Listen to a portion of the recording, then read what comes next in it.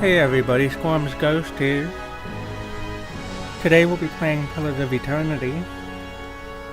Recently I've only played the beginning area where you create your character and start off.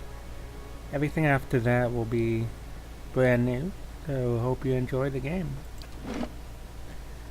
We will be playing under normal mode.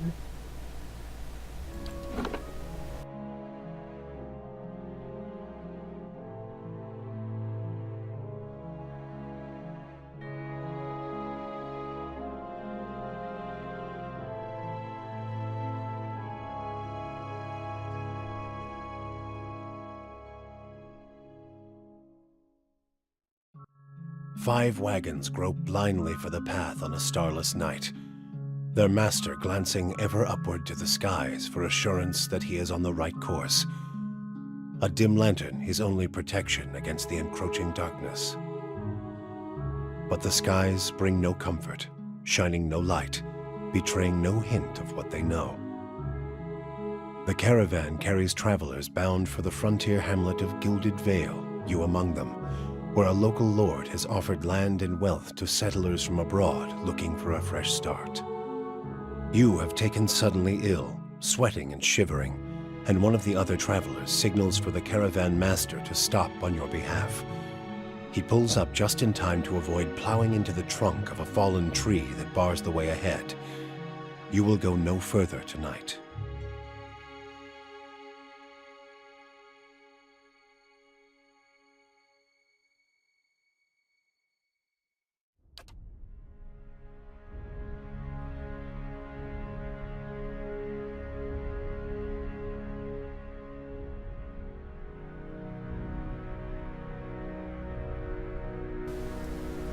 So here's where I'll choose my character.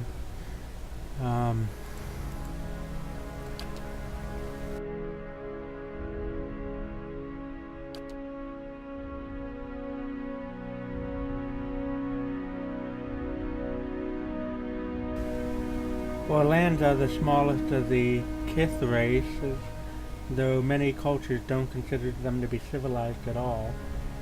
Also notable for their long-eared, two-toned skin and hirsute bodies, Orlands are commonly found in the Glandfath, the plains. It's part of the Direwood. They are known for their mental intensity and sharp senses. Resolve +1, might -1, perception +2.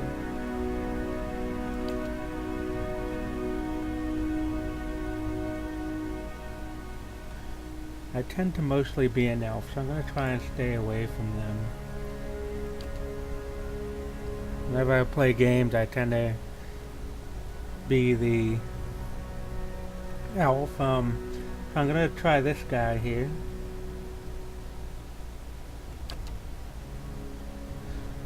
Hearthorland. Hearthorlands are often found as slaves in Red Creus and the Valian Republic. One of the treaty terms between the Direwood and the people of Glandfath was the liberation of Orlean slaves, and while this has been honored, many Hearthorlands continue to live in Direwood as indentured servants. Minor threat. When attacking any target that's also being attacked by a teammate, Hearthorlands convert some of their hit points into crits. Wild Orlands. Wild Orlands are original Orlands who lived in the deepest forests and jungles between the tropics. While they've only been significantly separated from the Hearthorlands for thousands of years, a few genetic differences have appeared rapidly, most notably a lack of facial hair in the Hearthorland branch. Wild Orlands are commonly in the deep reaches of Glandfath. Unlike the Hearthorland brethren, they are often not seen in Direwood, Red Creus, or the Valian Republic. Defiant Resolve. After being subjected to a will attack, Wild Orland temporarily gain a bonus to all defenses. I think I'll be the Wild Ones class.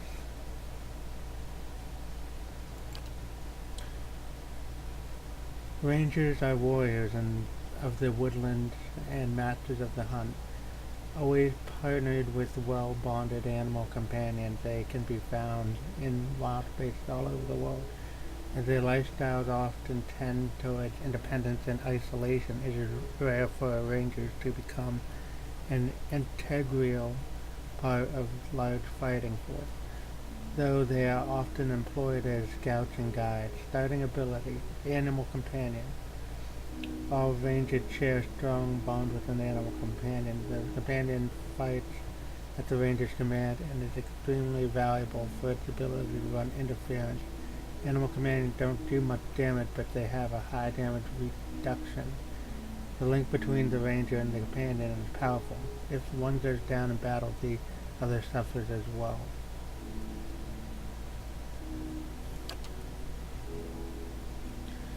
These are the ranger abilities. Wounding shot. As he or she would with fleeing prey, the hunter aims for a spot that will slow the target's enemy's progress, hobbling the target and inflicting raw damage over time to it. Marked prey. Designates a single target as prey, giving the ranger and animal companion a damage bonus against that target.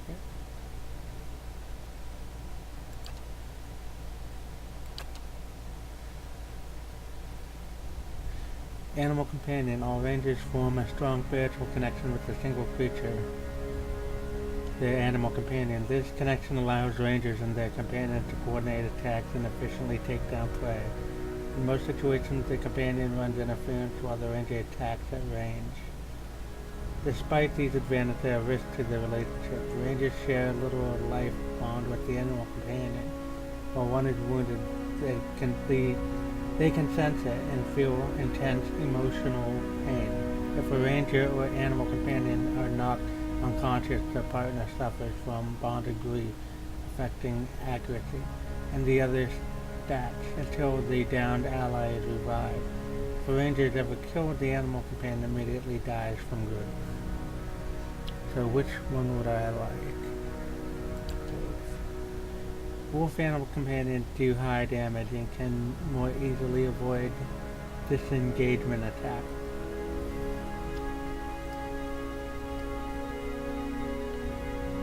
Antelope. Antelope companions had natural superior defenses, deflection, fortitude, reflex, and will. Boar companion. Boar companions inflict more damage when they are below 50% endurance. Lion companion. Lions have the ability to terrify enemies with a powerful roar. I think I'll go with the wolf. I've always liked wolves. Animal companion name.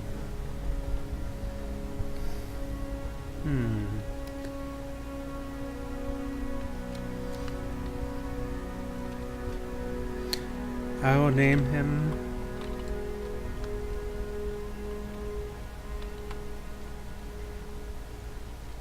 Sir Harvard. Harvey's the name of my dog. Class. So I can put points in it of one of these attributes.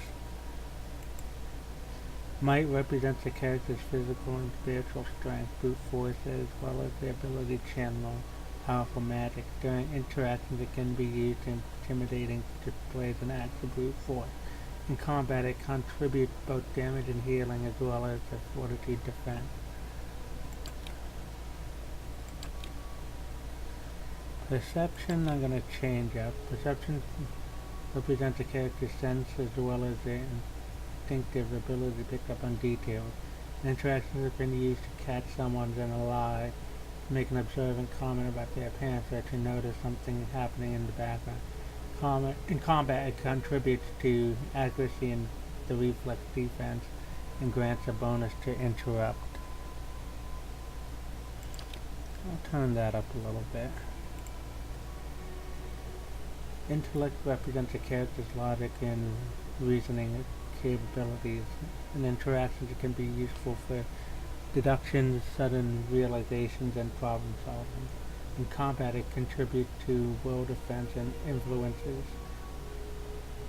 durations and areas of effect for all abilities and talents recommended for Ranger.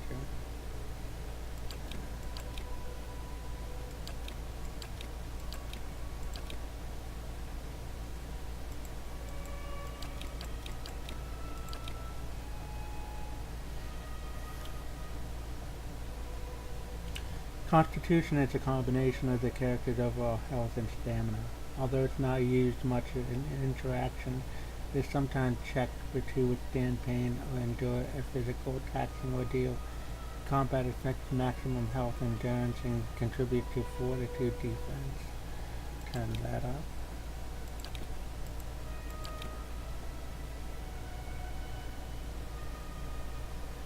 Resolve reflects the character's internal drive, determination, fearlessness, and the emotional intensity they can project to others. It can be useful for mental intimidation, leadership, and convincing performances. In combat, it helps characters maintain concentration and contribute to the will in deflection defenses.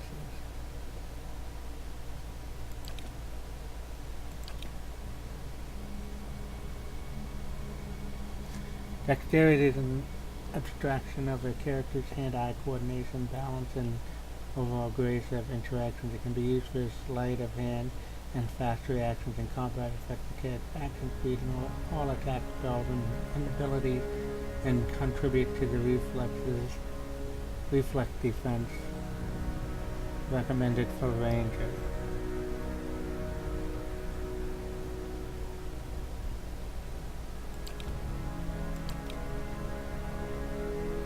Turn this down, turn this up. Okay, I think I got what I want here.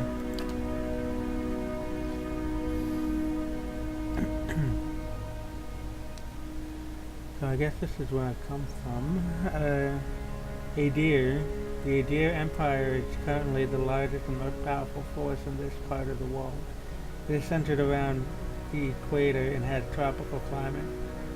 Though the empire has colonies in numerous areas of the world, Greater Adir is its heart and house of majority of human and elven nations. Deadfire Archipelago, consisting of the nation of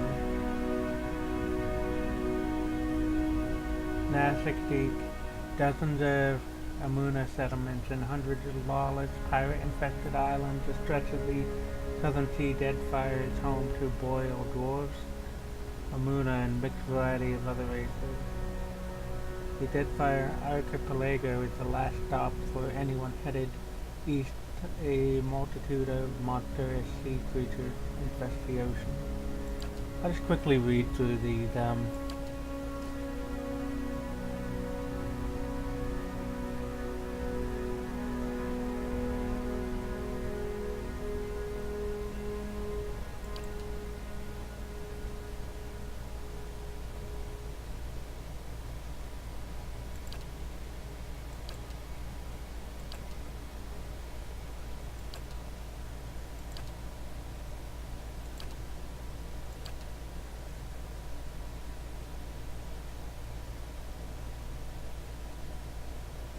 think I'll be from this, Ratoa, dominated by the Amua nations of Ratoa.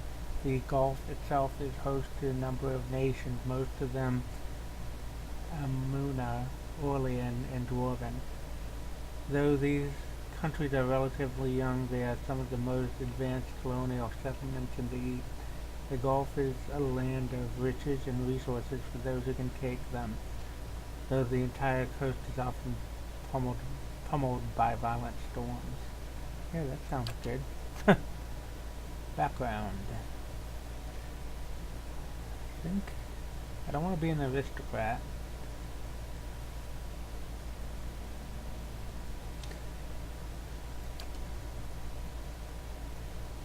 I think I'll be a hunter. I mean, that goes along with the ranger. I mean, I could be a merchant, but mercenary, but a hunter probably goes with it.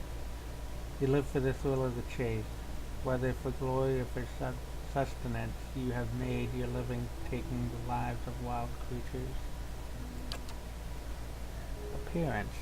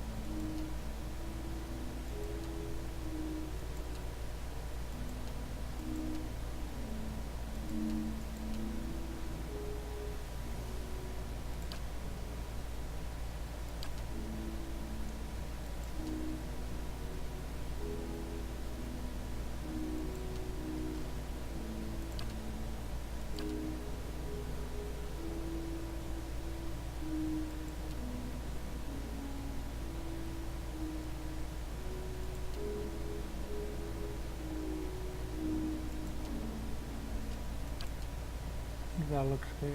Green and black.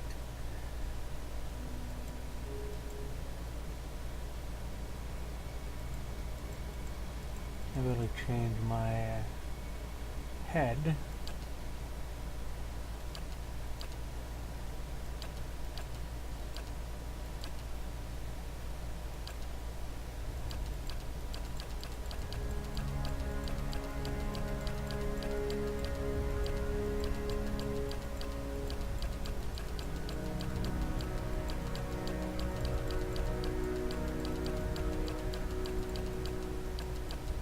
Oh, they have a bunch for all the other guys, but I guess,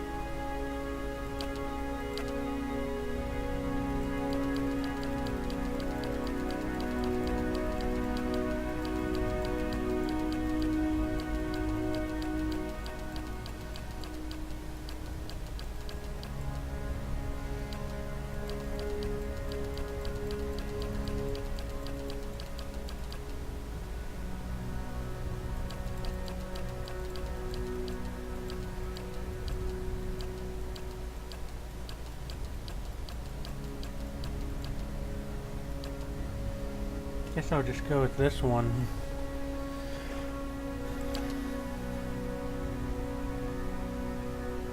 What is it? Watch and learn.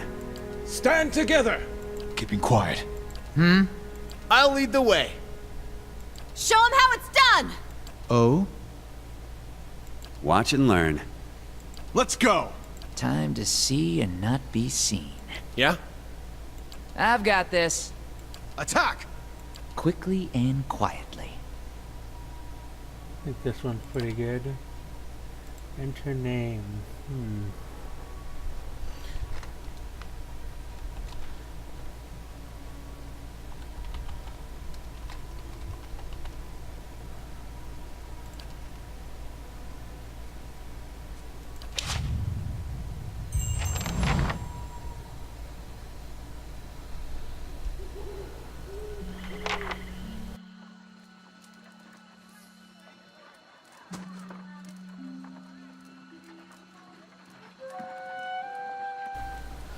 The caravan master finishes addressing the group, his bushy red mustache and sagging jowls quivering as if for emphasis.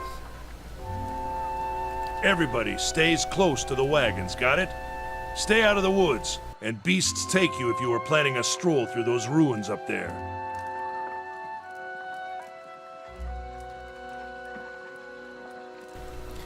He nods towards the looming black mass on the hillside. Whole area's crawling with hut-dwelling types who would be happy to stick an axe in you for trespassing. so mind that you don't track mud on their sacred blazing rocks. Tonight, everybody stays put, and in the morning we'll get the path cleared. Gilded Vale's less than a day out. Understood? At last the caravan master turns to you, frowning as he looks you over. Touch of the rumbling rot, could be. There's a stinging beetle round here, carries it.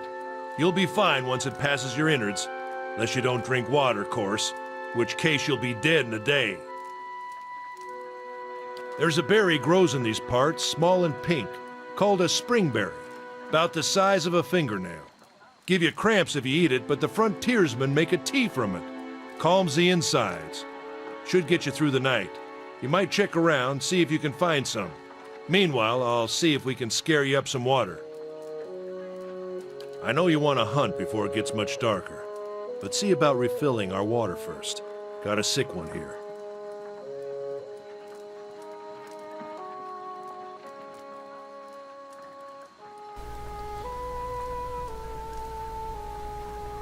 Where should I find these berries? They grow on a bush that's common round here, kind of funny looking. You'll know it when you see it. Doubt you'd have to go far off the road to find one. What are those ruins? Nothing you won't see on half the hills of Air Glonfoth. Money to be made selling their knickknacks in Defiance Bay, if you don't mind getting stuck with Glonfoth and arrows now and again. They didn't build them, but I'll be the effigy if they don't watch them like a mother bear. Of course, all the ones around here have been ransacked 10 times over. Got nothing left worth half a pond, so I hear. Who did build those ruins? Got different names for them. Settlers called them Ingwithans. Nobody that liked them enough to stop them becoming ruins, tell you that much. Not if you hurry about your business. And not if the weather holds up. What kind of weather do they get out here? This time of year? Rain mostly, and wind. But there's a different kind of wind out here time to time. Locals call it a beawick, born out of the ether, the spirit's path. Never seen it myself, never cared to. What are the huge rocks coming up out of the ground? They don't got Audra where you come from? Well, it just grows up out of the ground like this. Goes deep like tree roots. Some of it all the way to the heart of the world, you believe the stories. It's more like a shell than a proper rock. Easier to work if you're a mason. Got all kinds of strange properties. Seems to have some kind of life of its own. Dies if it gets dug up. Loses its luster. Folks think it probably grew at one point or another, but not these days. The soul butchers in Defiance Bay use it for different things. I've heard tell it can hold a man's soul, but I don't care to see it. Got enough to worry about without seeing something like that. Hold on. Take someone with you. I know you're not some helpless tenderfoot, not like most of this lot.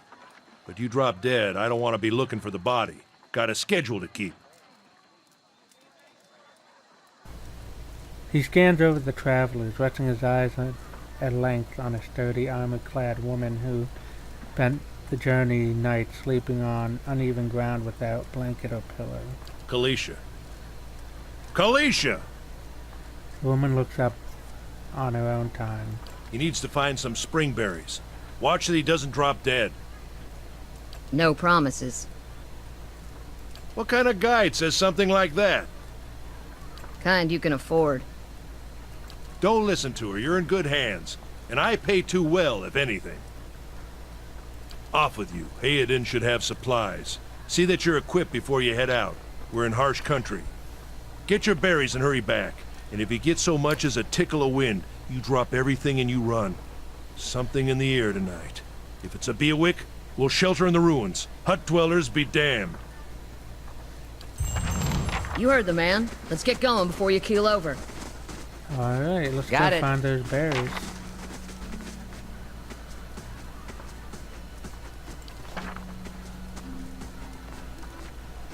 The party always consists of characters up to 5 additional companions or adventurers, while the caravan is camped outside the Lafaith in ruin.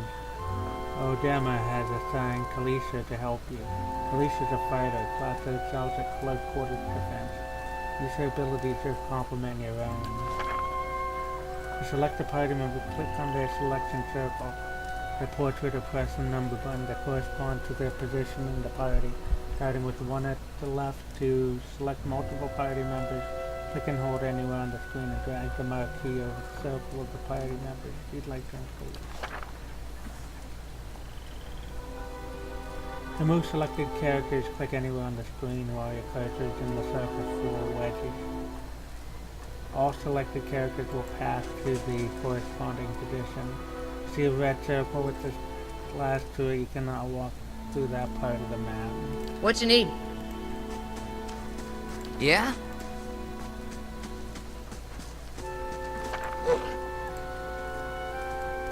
Yeah? Anyone need supplies? I've got sundries for sale. No, we're on our way to get berries. Exploration is key and plays every time as you make your way through the eastern reach, open an area map to see what parts of the map to try to explore and what's left to explore.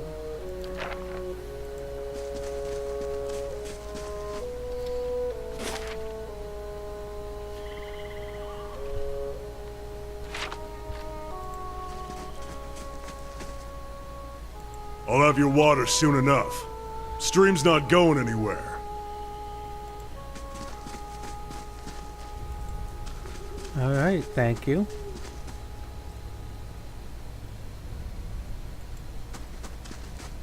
Let's check by those outcroppings.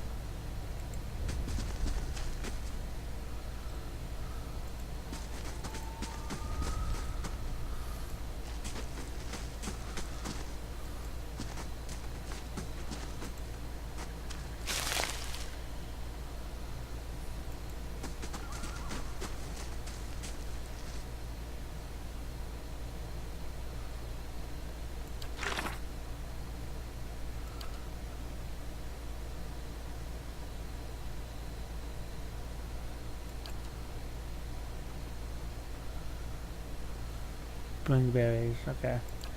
The name of it.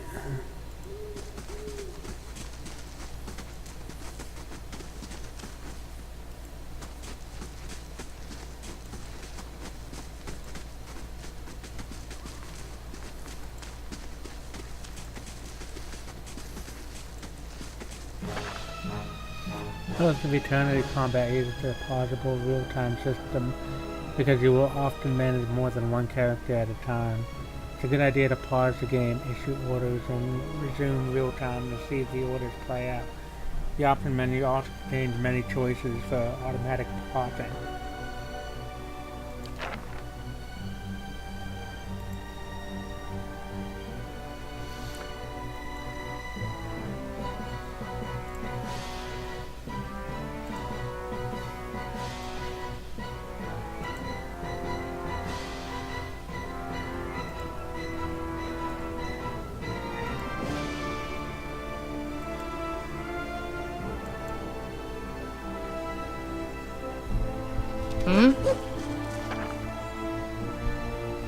One of your characters then engaged in melee. When characters are engaged, they will immediately stop moving.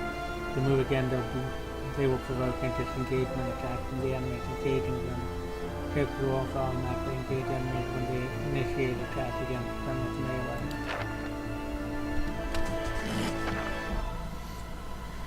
Party member takes damage, they will start to lose endurance and health.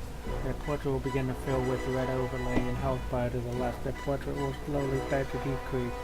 When the portrait fills entirely red, the character will be knocked out. Potions and spells can be used to restore endurance to free characters in the fight, but health can only be restored by resting. Huh? Let's go! Penetrated enemy's damage reduction. When the attack hits, the DR will wipe out all but a small percentage of the incoming damage. You'll hear your character complain about it when it happens. Take heed and note that damage type that's being blocked, and switch to a weapon or spell that does a different damage type.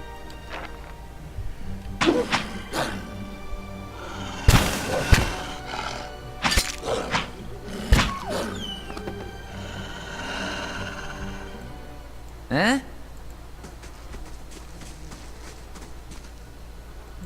This is it.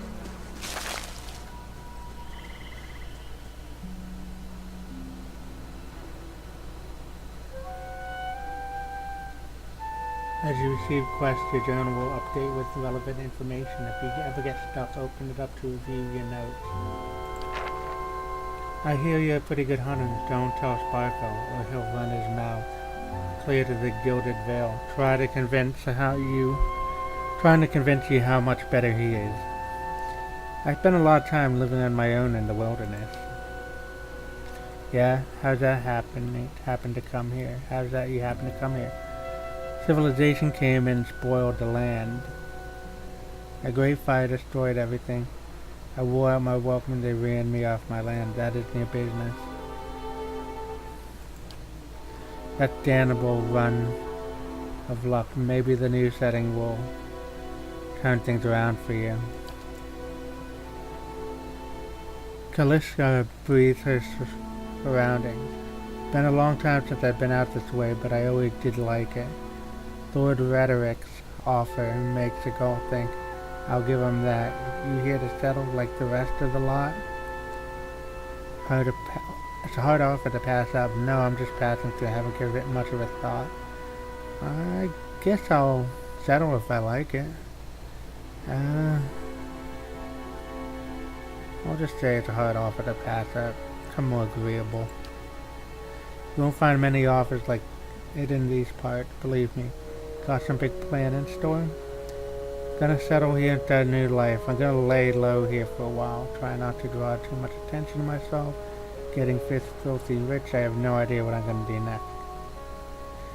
I have no idea what I'm gonna do next. Completely spontaneous, huh? Interesting. Well, there's probably no hurry to make up your mind. They got an inn at the Gilded Village that will put you up as long as you need. Or so my sister tells me. Anyways, I'm wasting time here.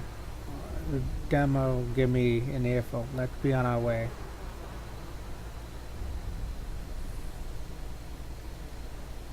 Why are you here? Kalisa sighs unevenly. Her eyes search the ground at her feet. My sister moved out here some time back. She sent me a letter. She seemed worried. But that's how she always is.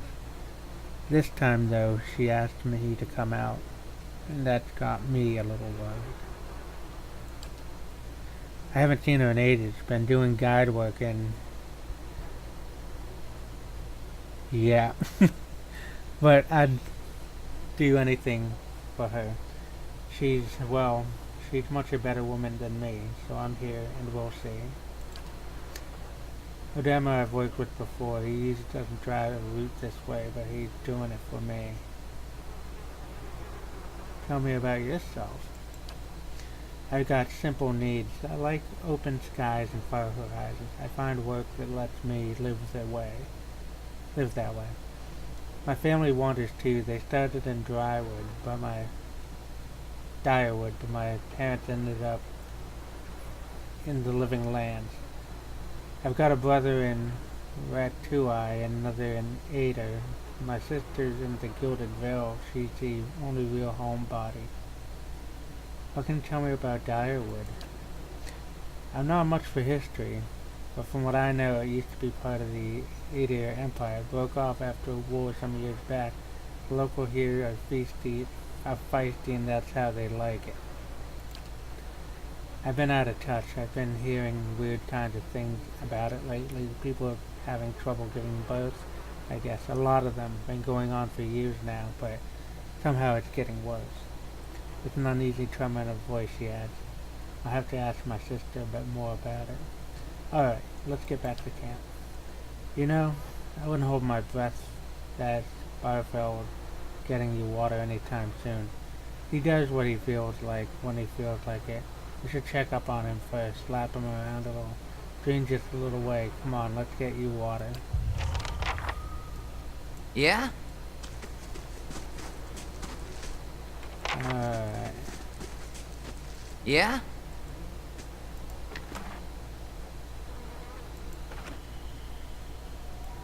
Huh?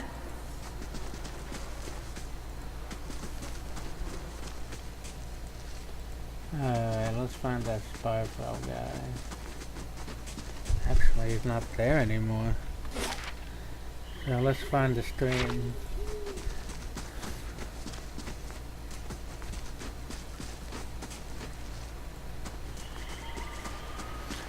I hear water.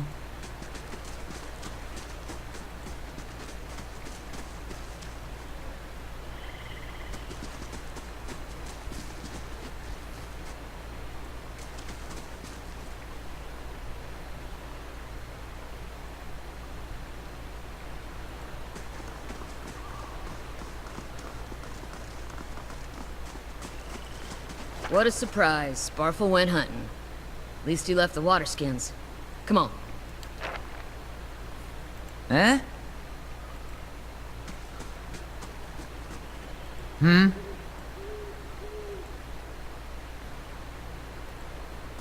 Yeah?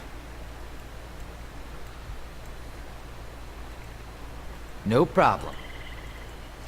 Eh? You crouch on the riverbank and dip your water skin in the cool water, while Kalisa waits nearby, keeping watch. As you rise, you notice her look sharply towards the tree line. You gained an item quest, full water skin added to the stash. Out of the trees emerged Sparfell, one of the guides, barely discerned in the dim moonlight. He no longer carries his bow, and there's a strangeness to his gait. His stride wobbly as he moves towards you with a labored breath. Sparfel? Are you alright?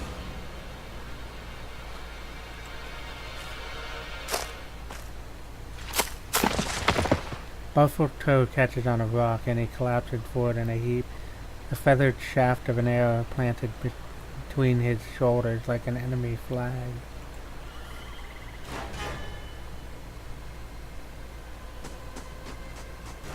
Ambush!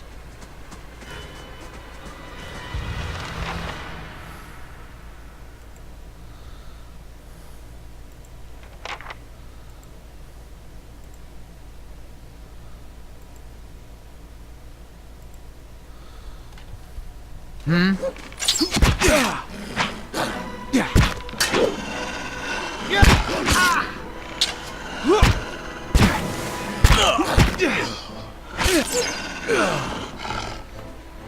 Well, Come we on, made we have to short get back to work of camp. them. Eh? Alright, I'm gonna pick up some fishing bow, hide armor, and a gate. No problem.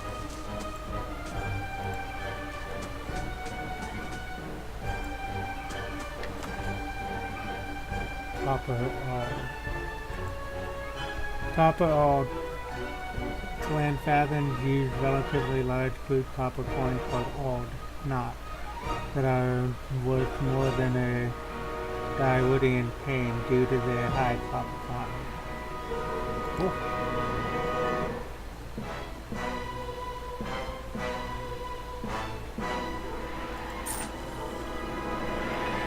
Eh? Alright, we're heading back to camp.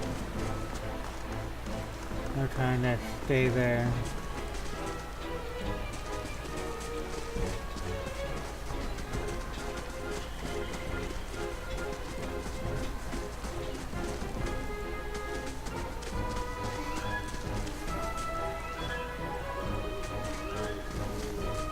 Wait, that's not the right one.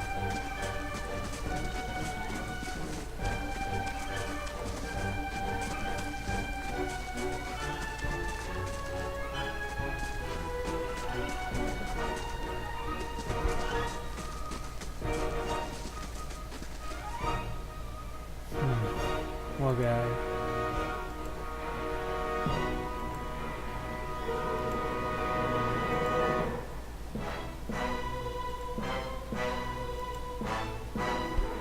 What you need? Sure. Let's go!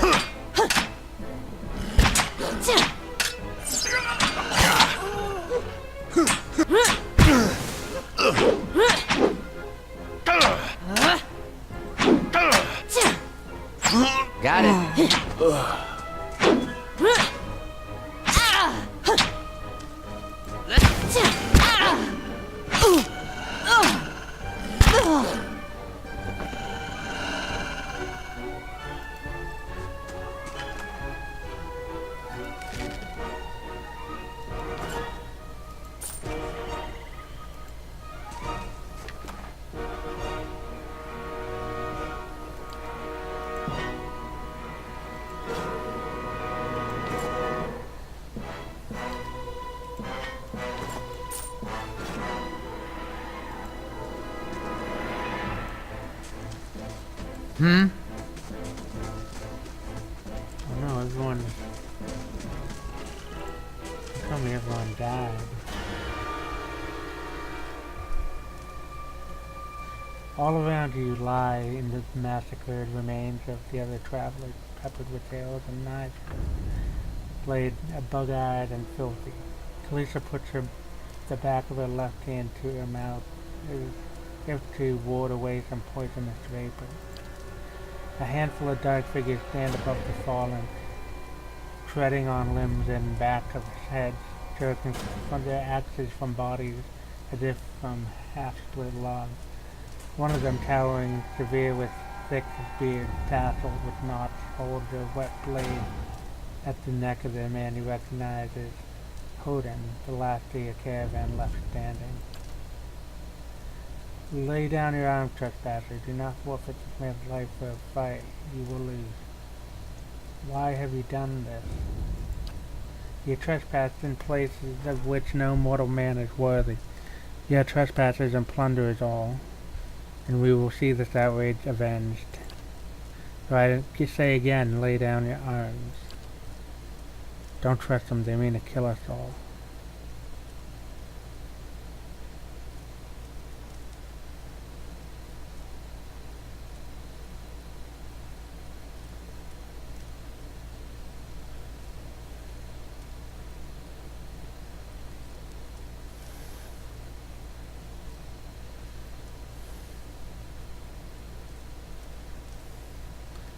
Intellect, I'll go with that.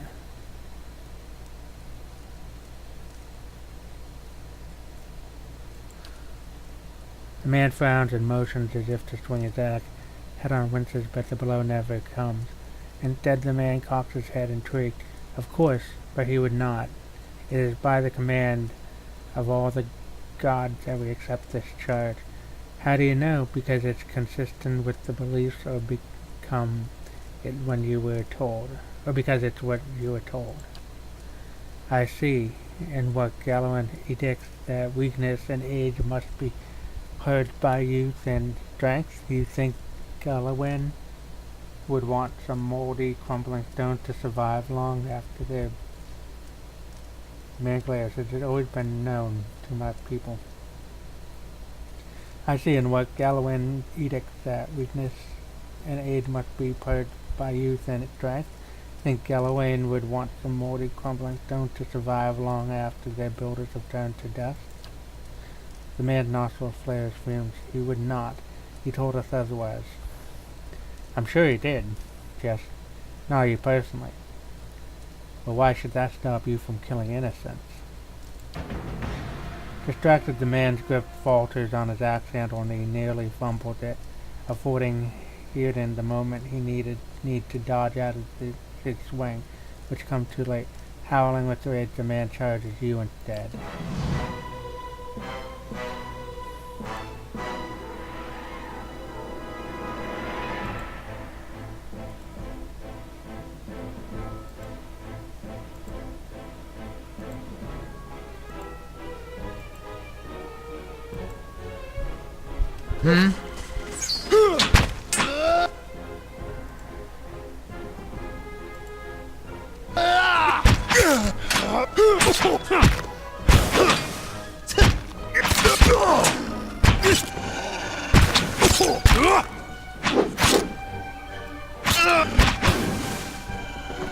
Alright, and everyone's down. I scored a crit. A crit is a better result than a hit, and they are more likely to occur when an attack's accuracy is higher than target defense. Attacks that do damage will do more damage on crit. Attacks that inflict status effects or afflictions will have increased duration on a crit.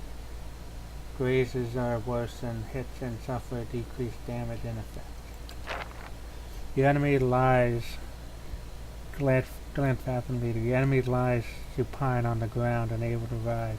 His companion is now silent among the other dead. His breath comes in wheezing, fitful gasps. He looks not at you, but at the sky above you. Forgive us. Barely audible beneath his choked side, a whisper of wind stirs the air. At this, the man's eyes roll and closes them. Good, good. The gods are just.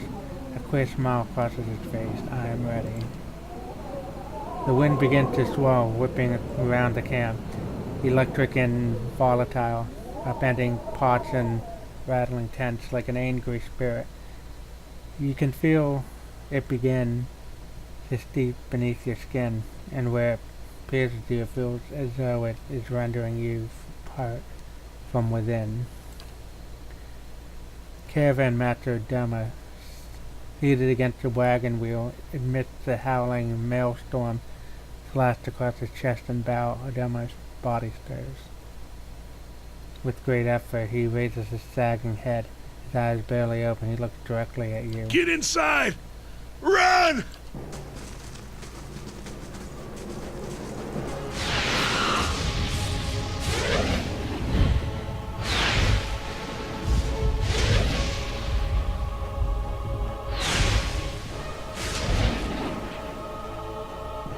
Straining against a gale that threatens to pull you off your feet with every step, you set your hands on the one fold of weathered rock and set about pulling yourself up the precipice. With the last burst of energy before your arms give out, you swing yourself up onto the ledge. Healed and trailed behind slowly by injury and delayed by early hesitation.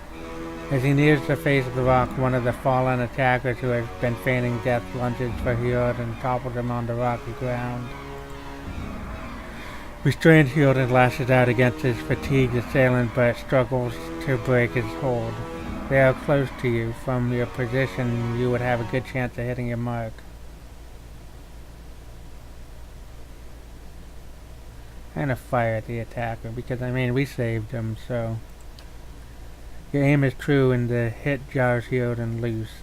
Lurching to his feet, Hyoden clambers up the base of the rocks. As he nears the top, however, the wind flares, pulling him sideways, tearing one of his hands free. But diving out onto the hard rock, you manage to catch hold of it, secure his other hand, which you pull with waning strength, and it feels as if your arms will be jerked from their sockets. They hold just long enough for Hyoden to set his feet and join you on the trembling ledge. There's a deep resonance to the swell wind now. You feel it in the rock beneath your feet and inside the cavity of your own chest, as though it would shake the marrow from your bones. Each new gust menaces the old stones before you, loosening connections, unsettling balances. As you dart beneath the old archway, the entire portal begins to fall beneath its own weight.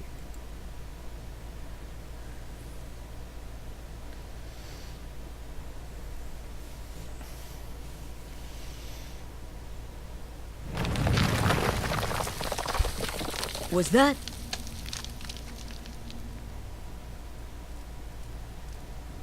A Bewick. Had to be.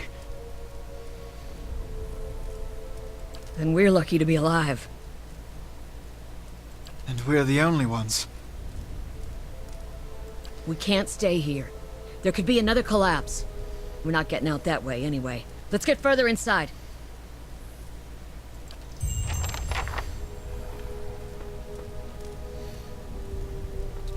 Alright guys, on that note, sad note of our caravan party, I'm going to stop this episode. In the next episode, we'll be continuing on into the cavern and see what's happened down there. Thank you for joining me.